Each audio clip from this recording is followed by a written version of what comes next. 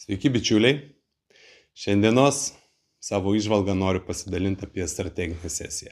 Aš ką tik iš jos užtrukom gerokai ilgiau negu planuota, todėl įrašinėju iš savo namų, įspūdžiai šviežus.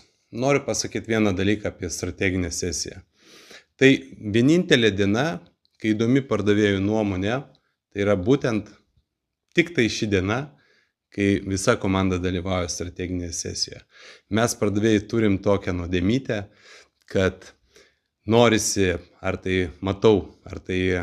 one-on-one sesija, ar tai atskaitomybės, ar coachingo, labai nori žmonės strateguoti, pasakyti savo nuomonę. Tai ne, bičiuliai, pardavimų funkcija yra įgyvendinti strategiją, kurią mums suplanuoja aukščiausia įmonės vadovybės jau akcininkai. Mūsų reikalas realizacija. Stiprių jums pardavimų, bičiuliai.